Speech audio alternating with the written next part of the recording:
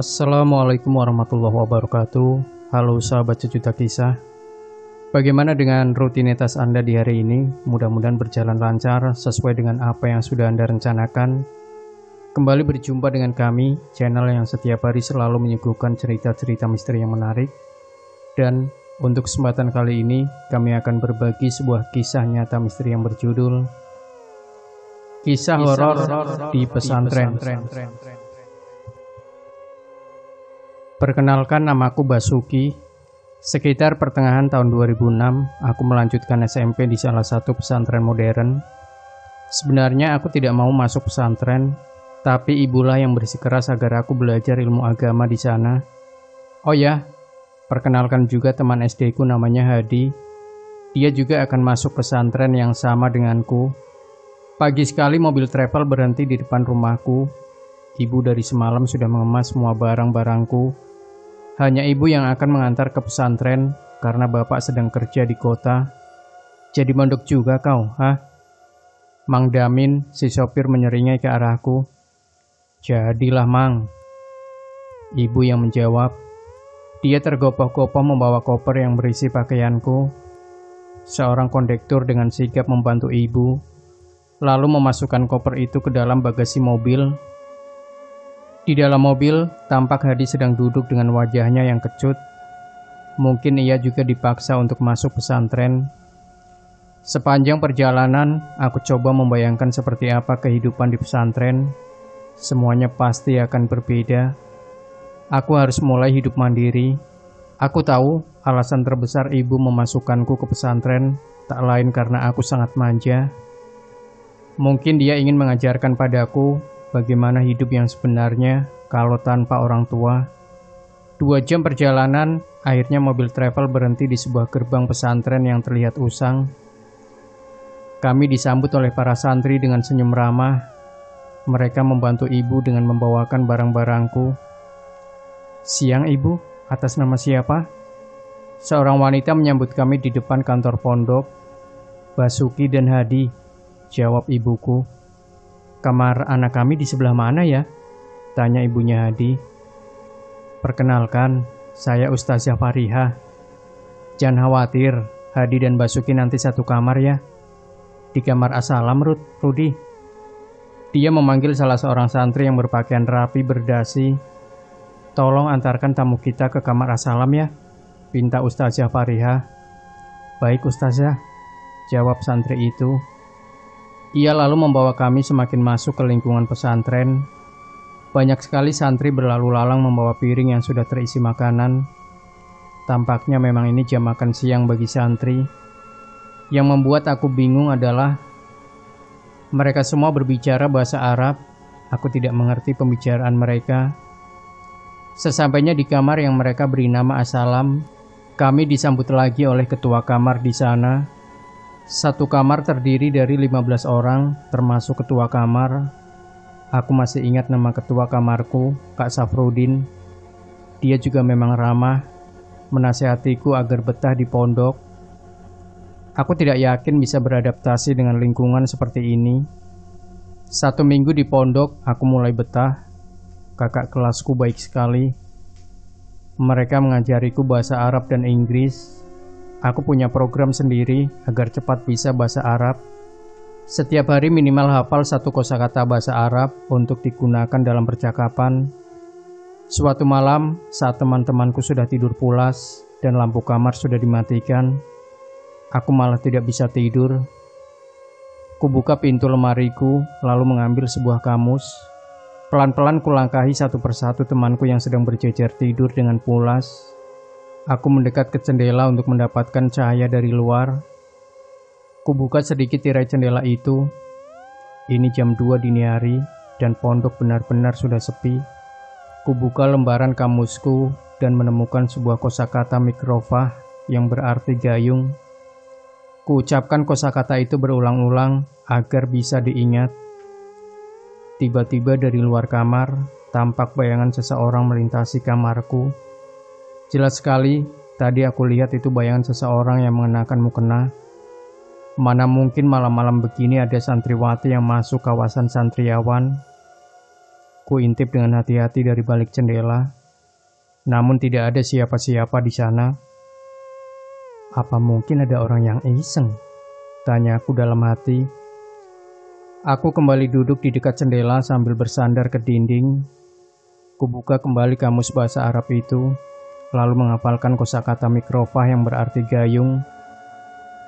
Mikrofah gayung, mikrofah gayung, gumamku sambil memejamkan mata agar tetap ingat. Tiba-tiba ada seseorang mengetuk kaca jendela kamarku, persis 3 ketukan. Siapa sih? Aku kesal, lalu membuka tirai jendela itu, tapi tetap tidak ada siapa-siapa. Tak lama berselang, perutku mulas, ingin buang air besar. Kuletakkan kamusku lalu beranjak pergi ke toilet. Lokasi toilet ada di paling ujung gedung ini. Saking tak kuat ingin buang hajat, aku lari terbirit-birit. Toilet di pondok berbeda dengan toilet pada umumnya.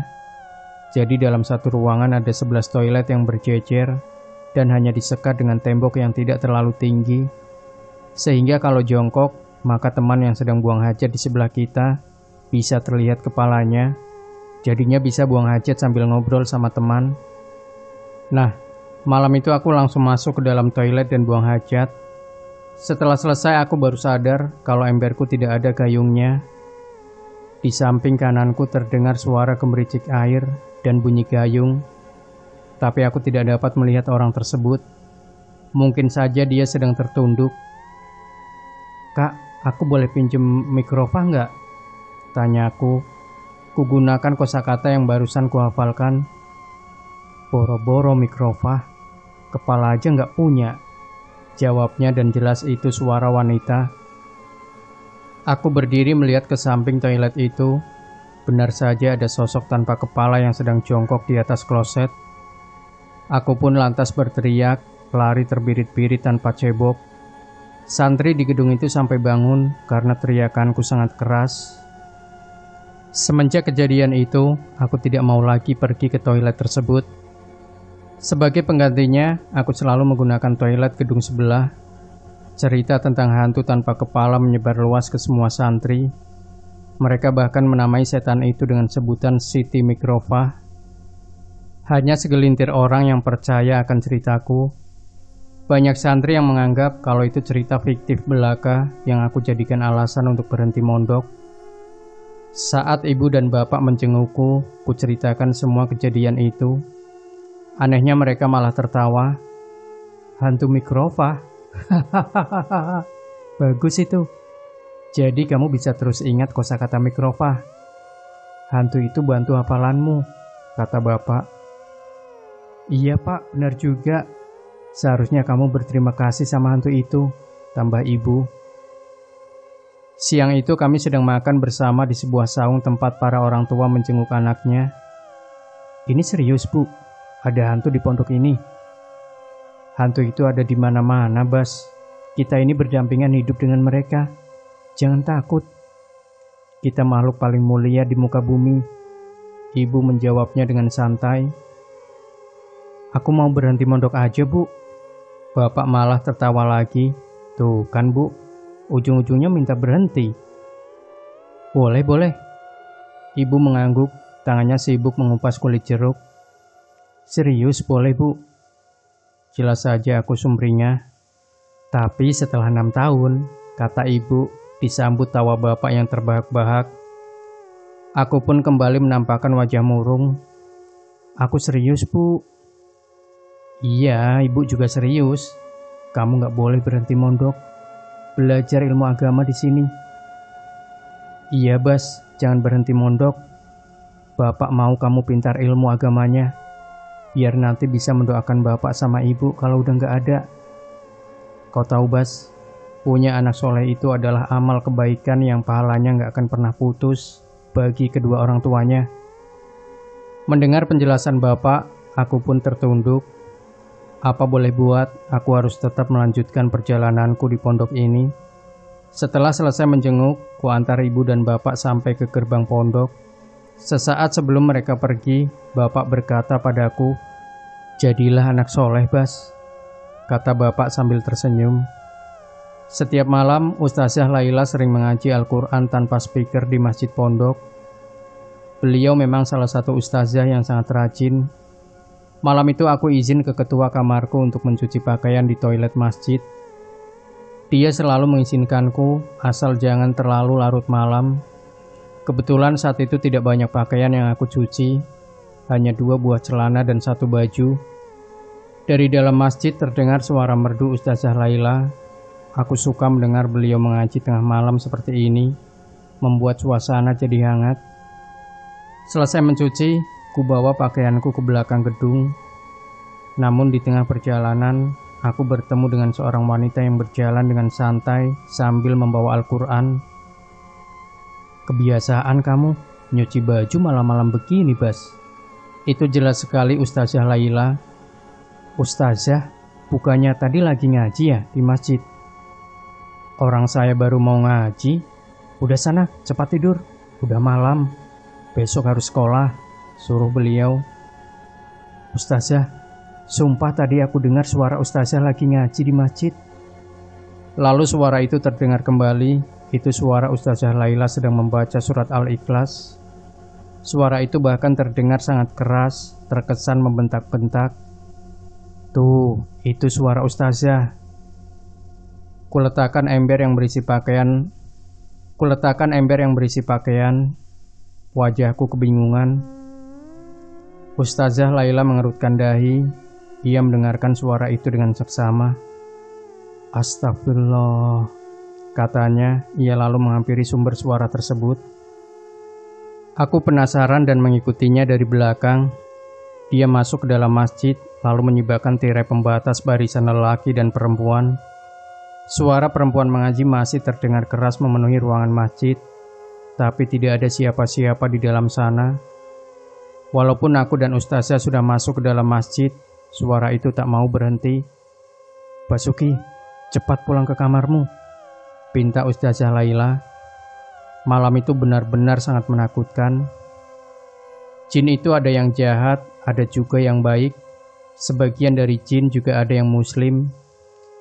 Ya, bisa jadi apa yang kau dengar di masjid itu adalah jin muslim, jadi janganlah takut. Aku menceritakan kejadian semalam pada Ustadz Didi, dan dia menanggapinya dengan santai. "Kamu jangan khawatir, jin itu tidak akan ganggu lagi." "Dari mana Ustadz tahu kalau dia nggak akan ganggu lagi?" "Nanti malam, Ustadz bicara sama jin itu," katanya. Aku terkagum-kagum mendengar pernyataan Ustadz Didi. Dia memang terkenal sebagai Ustadz yang sakti. Itu baru segelintir kisah mengerikan yang pernah kualami di pondok. Yang paling aku ingat adalah tentang si Sandi. Dia adalah temanku satu kamar, asalnya dari Tangerang.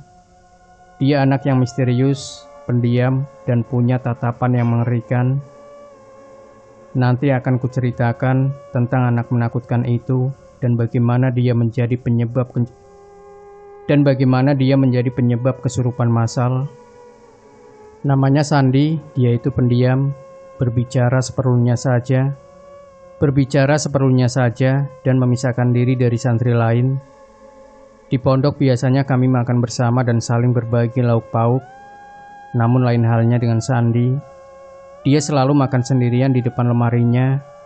Yang dia makan pun hanya nasi putih dan garam, padahal dapur pondok menyediakan lauk pauk yang beragam. Aku juga heran, hampir semua pakaian Sandi berwarna putih.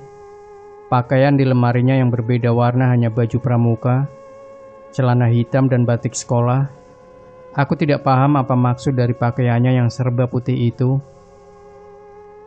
Dia juga punya batu berwarna putih yang ukurannya sekepalan tangan. Batu itu selalu ia bawa kemana-mana. Kadang ada saja temanku yang iseng membicarakan batu milik si Sandi. Katanya itu batu berhala dan harus dimusnahkan. Aku sendiri sih tidak berani berkata macam-macam tentang batu itu, karena aku yakin itu bukan batu sembarangan. Hal ini terbukti pernah suatu ketika pondok dilanda penyakit bisul. Banyak santri yang bisulan, dan yang terparah adalah Hadi, teman SD-ku. Dia punya bisul di bagian bokong sebelah kanan, sehingga kalau dia lagi di kelas, Posisi duduknya pasti miring. Semakin lama bisulnya Hadi semakin membesar dan bengkak. Tapi anehnya tak kunjung pecah.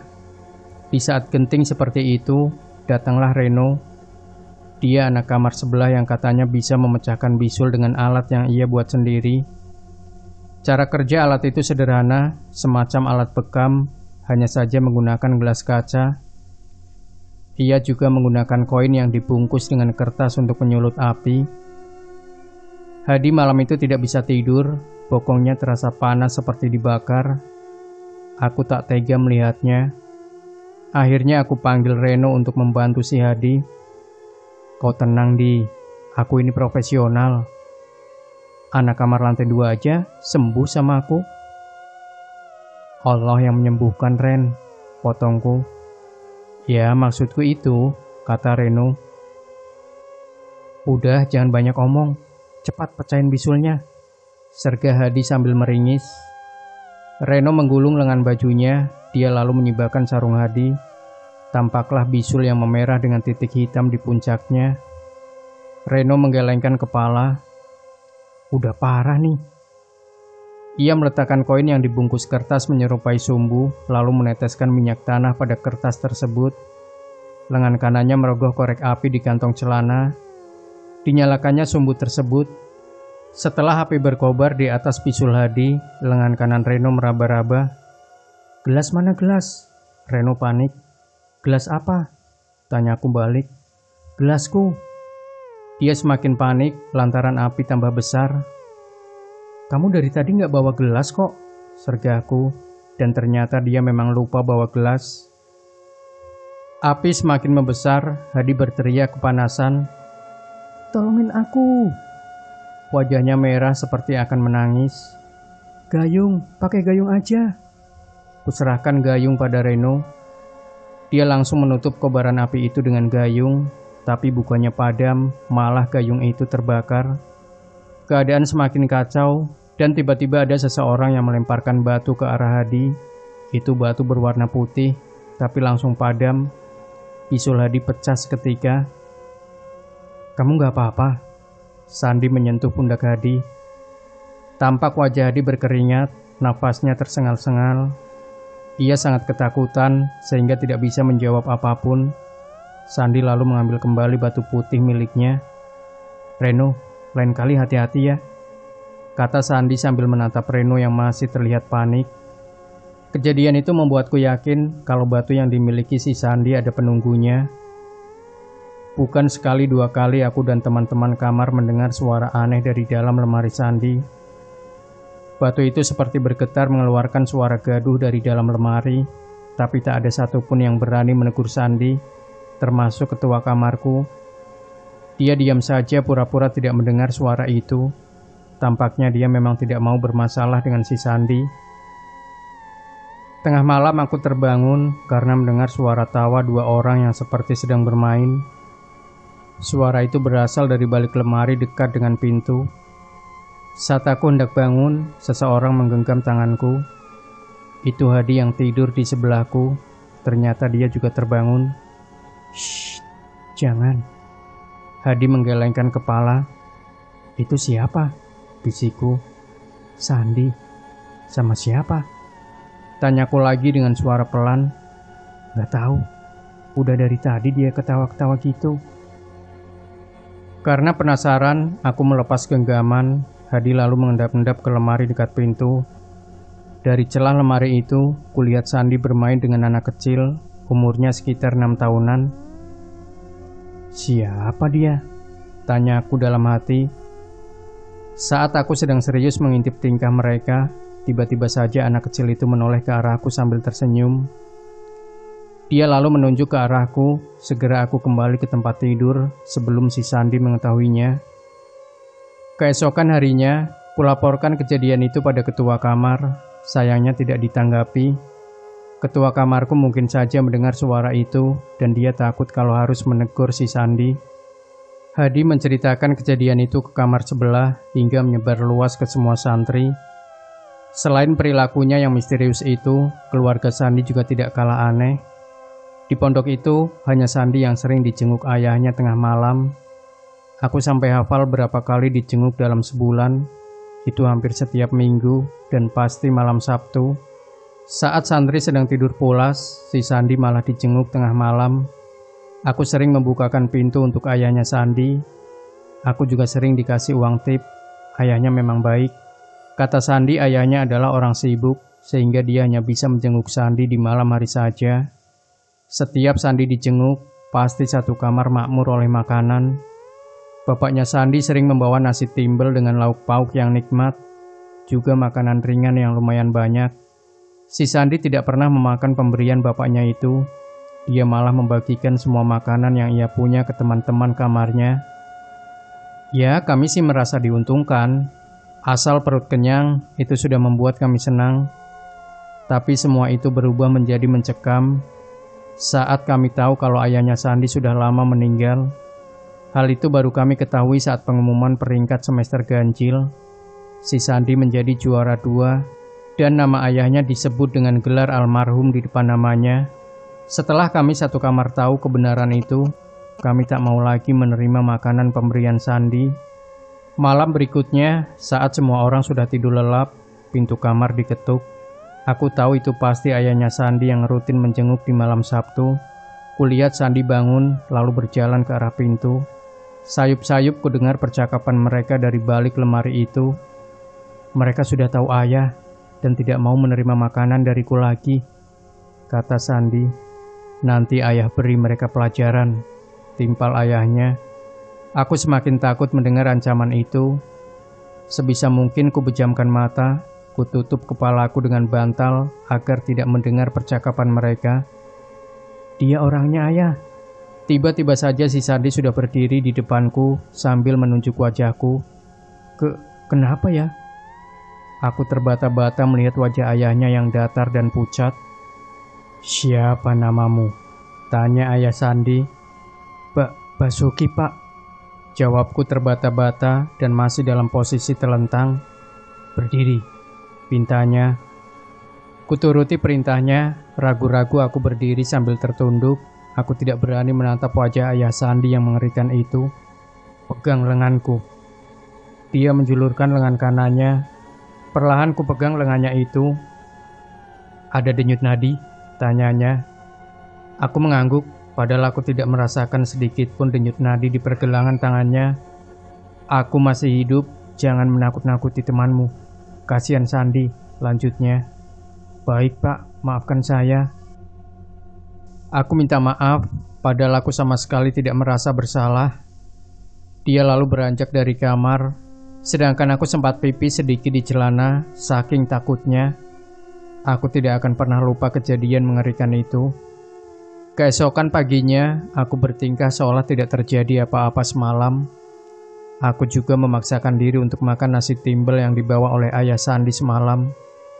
Semua teman-temanku di kamar terheran-heran melihatku yang lahap memakan nasi timbel pemberian si Sandi. Kamu gak takut, Bas? Tanya Hadi. Enggak, ini makanannya enak kok. Kamu mau? Kusodorkan nasi timbel itu. Enggak, aku gak berani. Itu tuh makanan yang dibawa sama orang yang udah apa? Tiba-tiba Sandi ada di belakang Hadi. Ia menatap Hadi dengan tatapan tajam.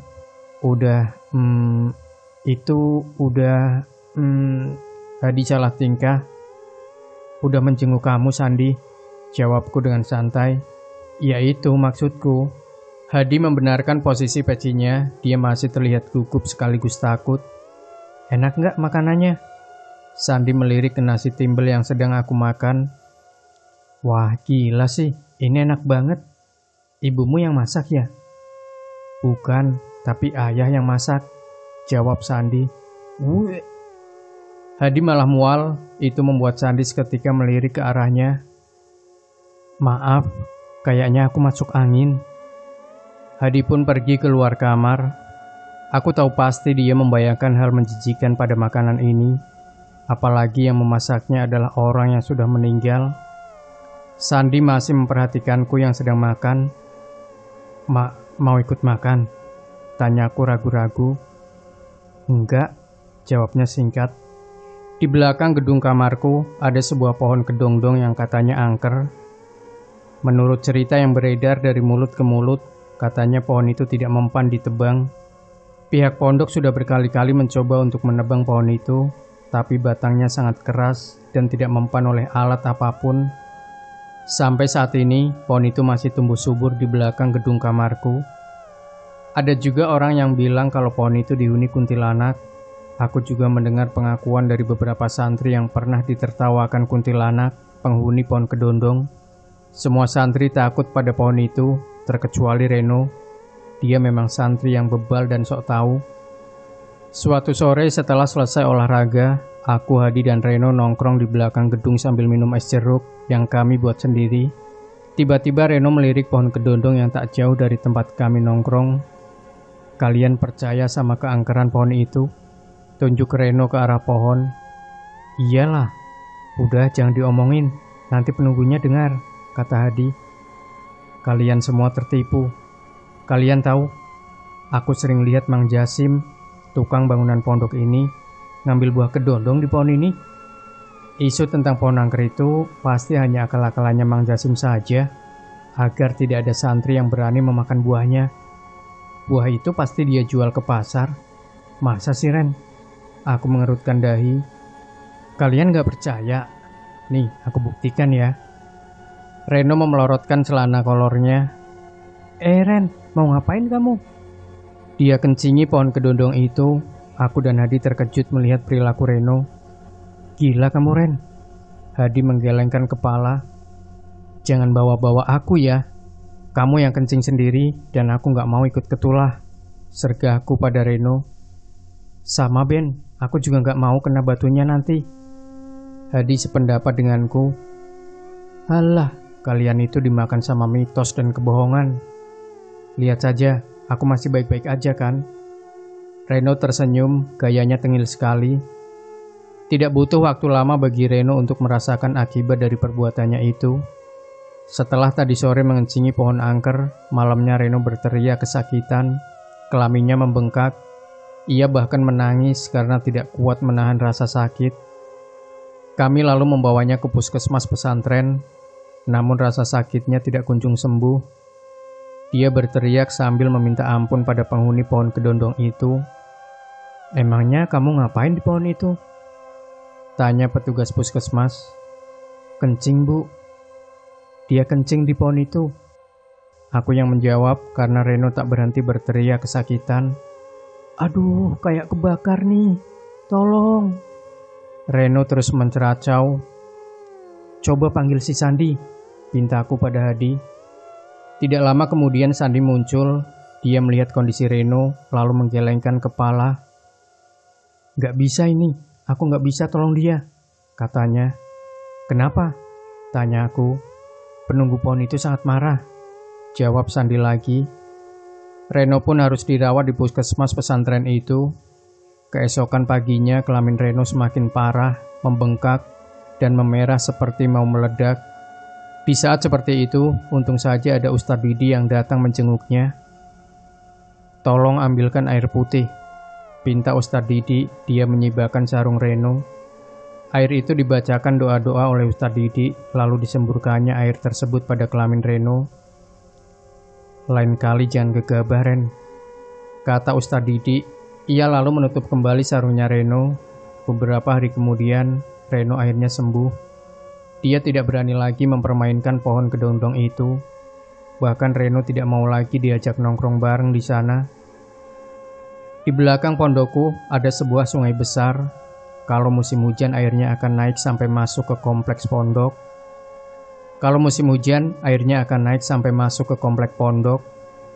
Sungai itu terkenal dengan jembatannya yang angker. Namanya Jembatan Cimuning. Aku pernah mendengar cerita dari salah satu santri tentang keangkeran jembatan itu. Dulu menjelang maghrib, ada seorang pedagang cilok yang hendak pulang ke kampungnya yang berada di seberang sungai. Namun, di tengah-tengah jembatan itu, tiba-tiba muncul sekawanan anak kecil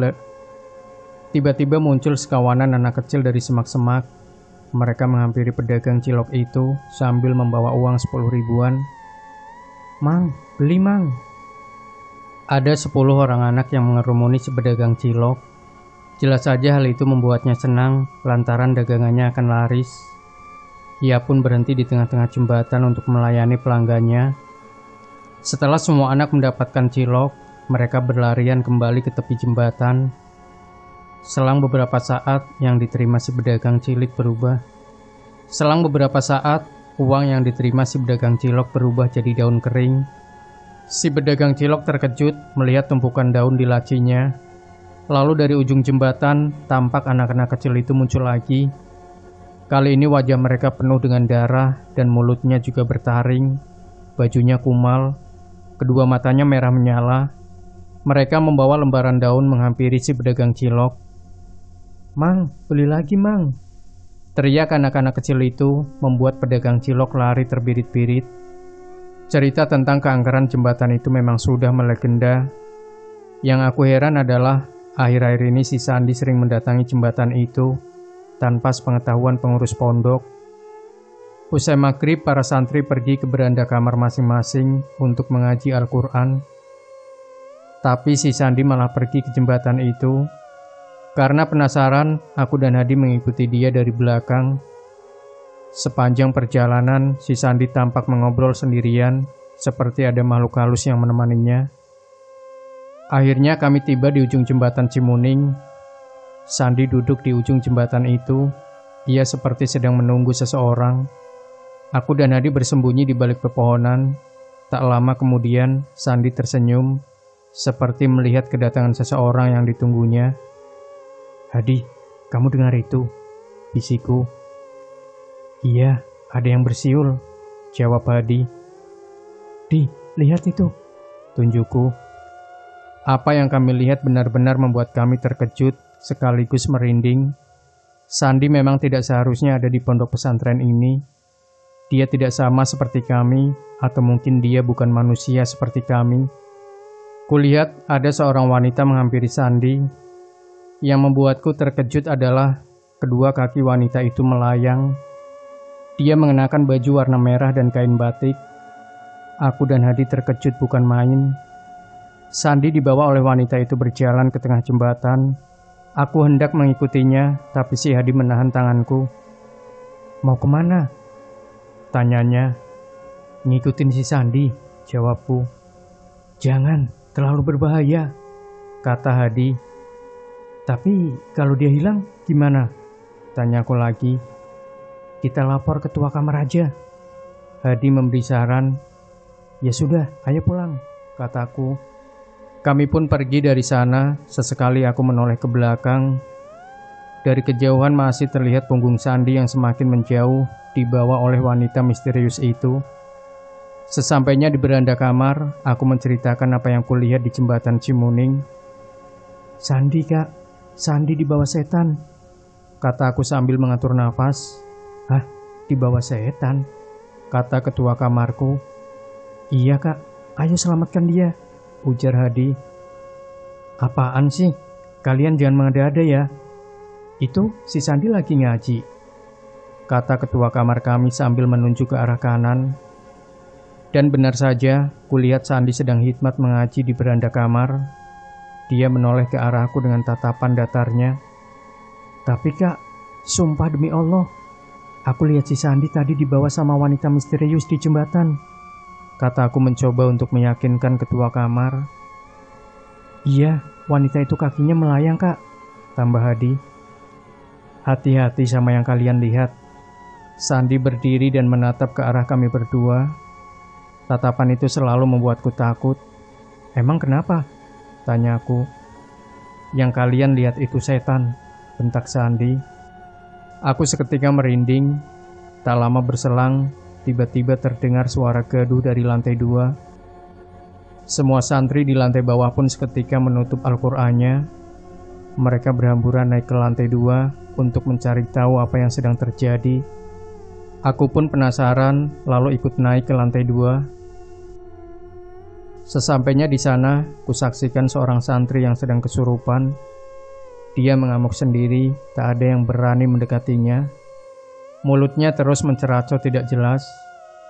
Tingkahnya menjadi semakin aneh.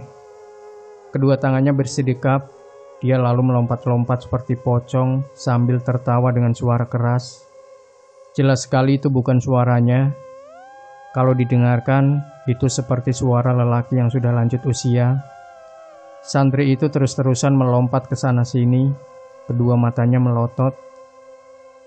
Kalian lihat, tak ada lagi di dunia ini yang bisa menyelamatkan kalian. Kalian akan disesatkan. Kata-kata itu keluar dari mulutnya, disambut dengan tawanya yang terbahak-bahak. Saat orang-orang berkerumun menyaksikan kesurupan itu, secara tidak sengaja aku melihat Sandi mengintip dari jendela kamar. Dia malah tersenyum melihat kesurupan itu. Aku heran kenapa dia malah kelihatan senang. Sandi tampak tersenyum melihat orang kesurupan. Entah apa yang ada di pikirannya. Aku terus memperhatikan tingkah si Sandi. Tiba-tiba kedua bibirnya bergerak-gerak sambil menatap ke arah santri yang sedang kesurupan itu. Santri itu tiba-tiba melirik ke arah si Sandi, kemudian ia tertawa terbahak-bahak. Aku tidak tahu apa maksudnya. "Sandi, cukup!" teriakku.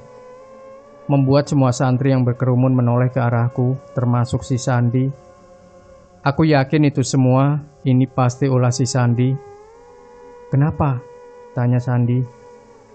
"Kamu pasti yang bikin dia kesurupan," aku membentaknya. Jujur, aku tidak tahan lagi dengan semua ini. Sandi tidak bisa dibiarkan, dia harus keluar dari pondok ini. "Saya nggak paham maksud kamu, Bas," ujar Sandi dengan nada datarnya. "Jangan ngeles kamu ya," kurenggut kerah bajunya. Para santri menahanku agar tidak berkelahi, tapi aku berhasil menonjok wajahnya. "Aku nggak takut sama kamu, Sandi. Aku nggak takut," teriakku.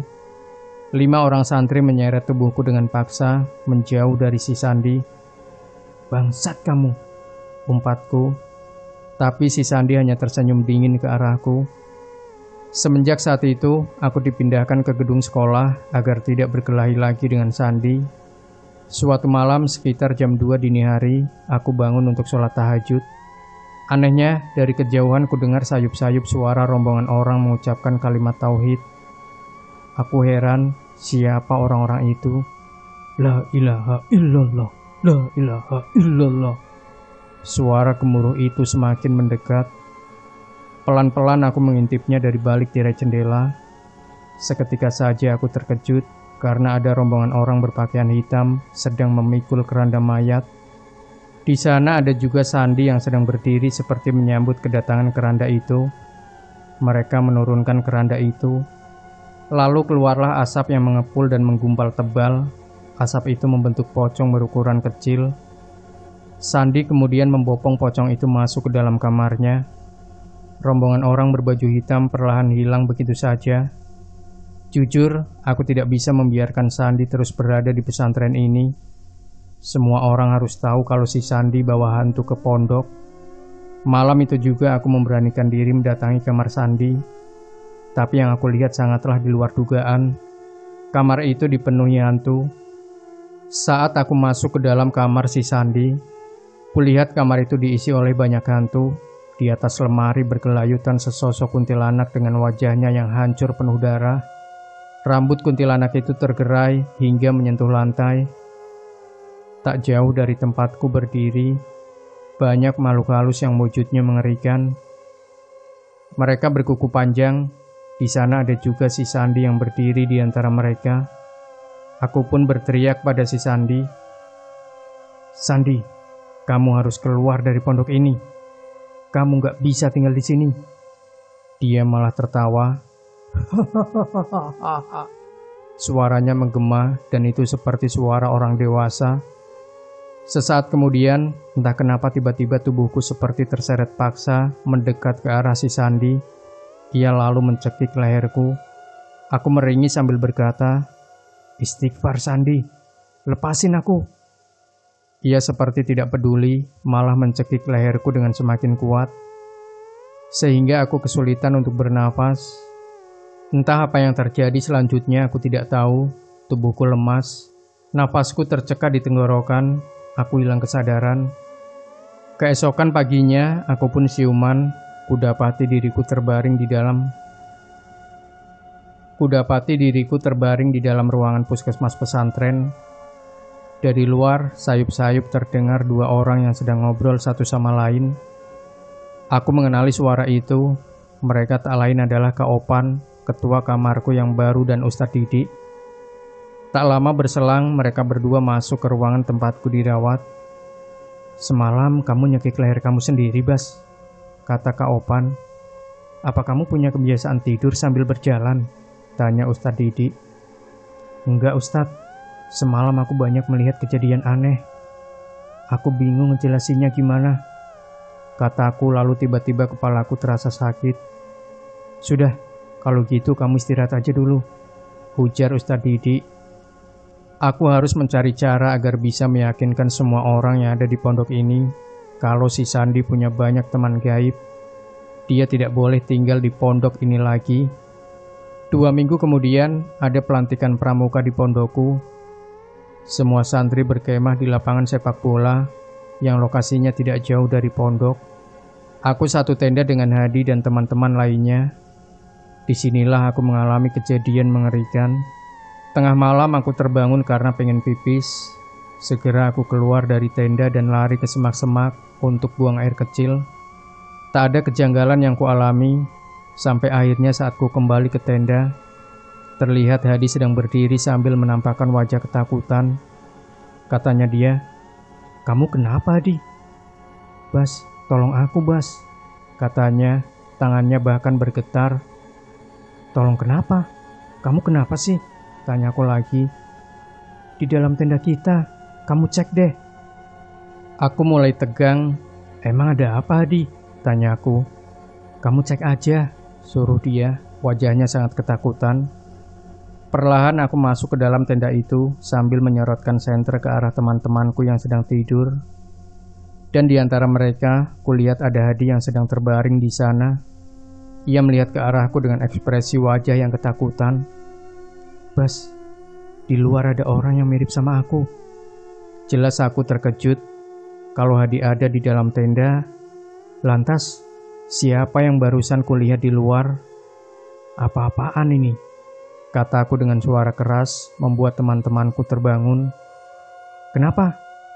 tanya mereka dengan ekspresi wajah yang masih mengantuk. Tadi ada Hadi di luar," kataku terbata-bata. Kemudian aku langsung mengecek kembali sosok yang menyerupai Hadi yang ada di luar tenda. Dan anehnya, sosok itu menghilang begitu saja. Aku kemudian masuk kembali ke dalam tenda untuk memastikan kalau Hadi baik-baik saja. Aku mencoba untuk menenangkannya dan memberinya sebotol air minum. Kejadian itu memang sangat janggal. Besoknya aku mengadu ke para panitia pramuka, tapi mereka malah menertawakanku dan menganggap kalau aku hanya mengada-ada. Malam terakhir pelantikan pramuka, semua santri putra dibariskan, mata kami ditutup. Lalu kami disuruh memegang pundak teman yang ada di depan kami, semacam main kereta-keretaan. Itu terjadi tengah malam. Aku tidak tahu pasti jam berapa, mungkin sekitar jam 2 dini hari. Setelah mata ditutup, ku dengar suara panitia berbicara melalui speaker toa.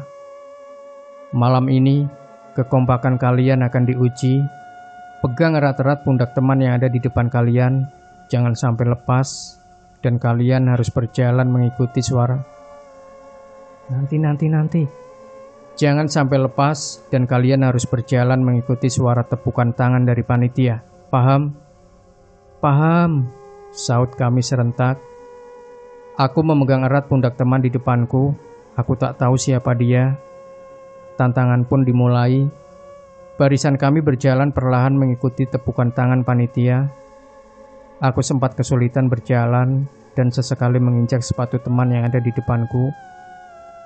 Barisanku seperti dibawa berkeliling lapangan, namun lama-kelamaan aku mulai merasakan hal ganjil. Kakiku tidak lagi menginjak rumput, melainkan ranting-ranting kering dan semak belukar. Barisanku terus mengikuti suara tepukan tangan itu. Sesaat kemudian, suara tepukan itu tidak terdengar lagi. Barisan kami pun berhenti. Lalu aku bertanya pada teman di depanku. Kedua mataku masih ditutup dengan kain. "Kok berhenti di sini?" tanyaku. Teman di depanku tidak menjawab. Aku mulai curiga, lalu buru-buru kubuka kain yang menutup mataku. Dan betapa terkejutnya saat aku mendapati diriku sedang berada di tengah perkebunan karet. Aku heran kenapa aku bisa ada di sini. Teman-temanku menghilang. Hanya tinggal aku sendiri di perkebunan ini. Kemana perginya mereka semua? Aku bingung, lalu berteriak memanggil teman-temanku. Tapi tidak ada satupun yang kutemui di perkebunan ini. Tak lama kemudian, dari balik pepohonan itu, kulihat seorang lelaki sedang berdiri sambil menatapku. Ia melangkah mendekat ke arahku, aku pun mundur beberapa langkah ke belakang. Semakin dekat, wajah lelaki itu semakin jelas. Aku tahu siapa dia. Ya, dia adalah Sandi. Dia masih mengenakan baju pramuka lengkap. Tapi yang aneh adalah, ada benda di tangan kirinya. Ia menggenggam sebilah pisau tajam seperti hendak membunuhku. "Sandi?" tanyaku. Dia malah tersenyum mengerikan sambil mengacungkan pisaunya ke arahku. "Sandi, jangan San." Aku mundur beberapa langkah sambil tetap waspada. Sebelum dia berhasil menikamku, segera aku lari terbirit-birit untuk menjauh darinya. Tapi dia malah mengejarku dari belakang. "Mati! Mati!" teriaknya membuatku semakin tambah takut. Aku heran apa sebenarnya salahku. Aku terus berlari menjauh dari Sandi. Sesekali kuperhatikan sekelilingku, ada pepohonan karet yang berjejer rapi. Sialnya, saat sedang lari, kakiku tersandung. Lalu aku tersungkur ke semak-semak. Kulihat Sandi sudah berdiri di hadapanku sambil menggenggam sebilah pisau. "Jangan Sandi, jangan bunuh aku," kataku. Dia lalu tersenyum mengerikan dan berkata, "Kembalikan barang yang kau curi," katanya terkesan mengancam. Sandi mengarahkan pisau itu ke wajahku. Ya, memang beberapa hari lalu aku mencuri sesuatu dari lemarinya Sandi.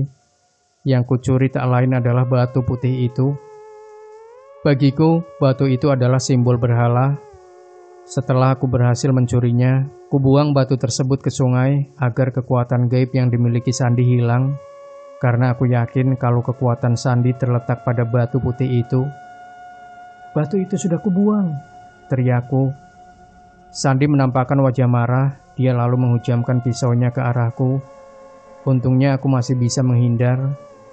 Kutendang perutnya, ia pun terjungkal ke belakang. Lalu aku lari lagi dengan sekuat tenaga untuk menjauh dari si Sandi. Sesekali aku menoleh ke belakang, terlihat Sandi masih berdiri di sana. Kali ini wajahnya semakin menakutkan, matanya merah menyala.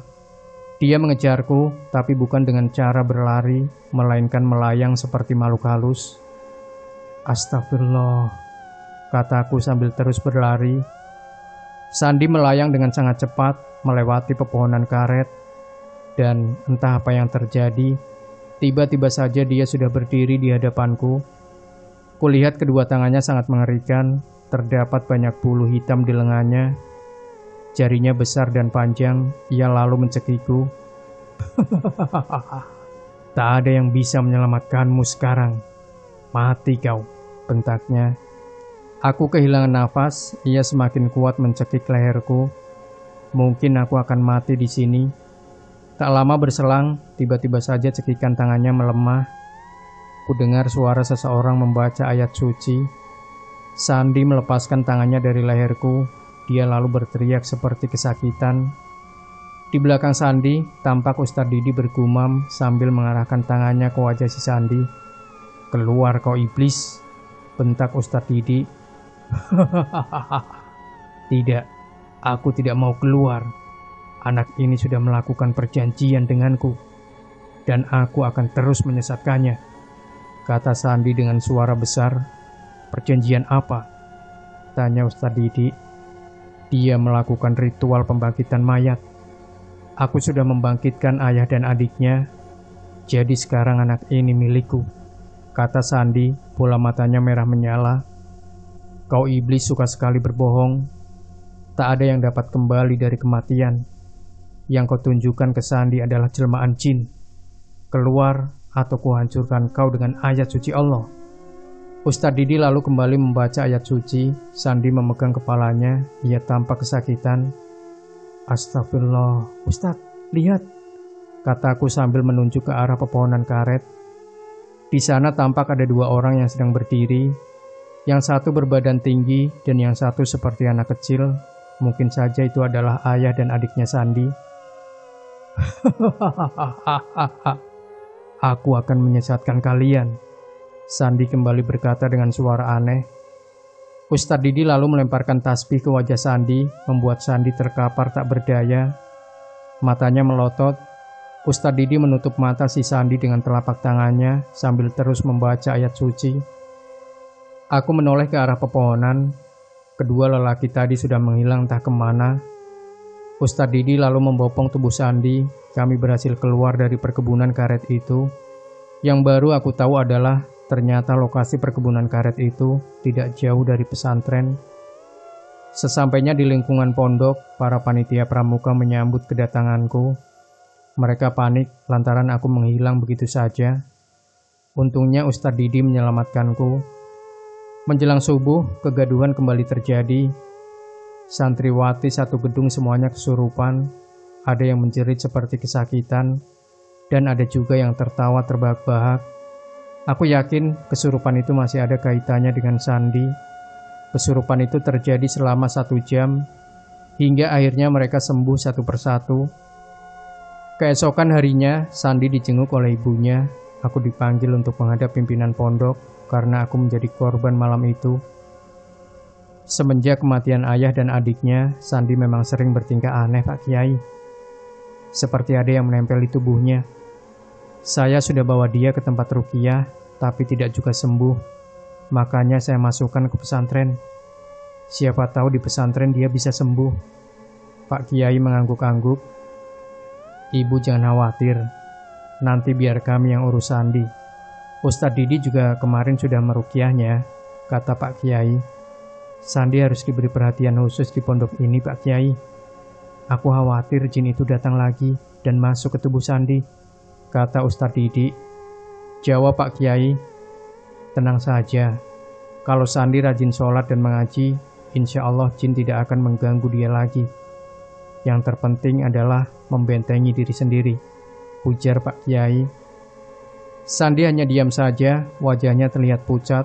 Kemudian ibunya berkata, saya mau bawa Sandi pulang dulu Pak Kiai. Nanti saya antarkan ke pondok lagi. Silahkan Bu. Tapi ada baiknya jangan lama-lama. Nanti dia ketinggalan pelajaran, ujar Pak Kiai. Sandi pun dibawa pulang oleh ibunya. Jujur aku merasa lega karena setidaknya pondok ini bebas dari teror si Sandi. Namun ternyata Sandi tidak pernah kembali lagi ke pondok. Tidak ada kabar darinya, hingga akhirnya pihak pondok mencoret namanya dari daftar peserta didik. Sandi memang sudah tidak ada, tapi bukan berarti aku tidak mengalami kejadian janggal yang tidak kalah mengerikan. Menginjak kelas 2 SMA, aku mengalami kejadian mengerikan lagi. Saat itu, setiap santri yang sudah menginjak kelas 2 SMA akan diberi jadwal untuk menjadi penjaga pondok di malam hari. Kebetulan malam itu bagian aku yang berjaga, semacam ronda. Saat sedang berjaga tengah malam, tiba-tiba perutku lapar. Kebetulan waktu itu kulihat lampu dapur umum sudah menyala. Kulirik jam tanganku sudah jam 3 dini hari. Dan di dapur itu pasti petugas dapur umum yang sedang masak untuk sarapan santri nanti pagi. Jelas saja aku senang dan langsung mendatangi dapur umum itu. Siapa tahu ada makanan yang sudah matang, aku bisa minta sesuatu yang bisa dimakan pada ibu penjaga dapur umum. Setibanya di sana, tampak 2 orang wanita sedang memasak sesuatu. Bu, ada makanan? Tanya aku. Oh, ada. Kebetulan sekali, kata ibu dapur sambil membukakan pintu. Dia lalu menyerahkan tempe goreng dan sepiring nasi padaku. Aku makan dengan lahap sampai perutku kenyang. Setelah itu aku langsung pamit. Namun baru saja 3 langkah dari pintu dapur, lampu dapur seketika padam dan pintu tertutup dengan sangat keras seperti dibanting. Karena penasaran, aku periksa jendela dapur itu sambil menyorotkan cahaya senter. Dan anehnya, tidak ada siapa-siapa di dalam dapur. Padahal jelas-jelas tadi ada 2 orang yang sedang memasak. Aku pun lari terbirit-birit menjauh dari dapur umum. Demikian sahabat Sejuta Kisah, jangan lupa tinggalkan komentar Anda, like, share video ini, subscribe channel Sejuta Kisah, dan kembali nantikan cerita-cerita misteri terbaru dari kami. Wassalamualaikum warahmatullahi wabarakatuh.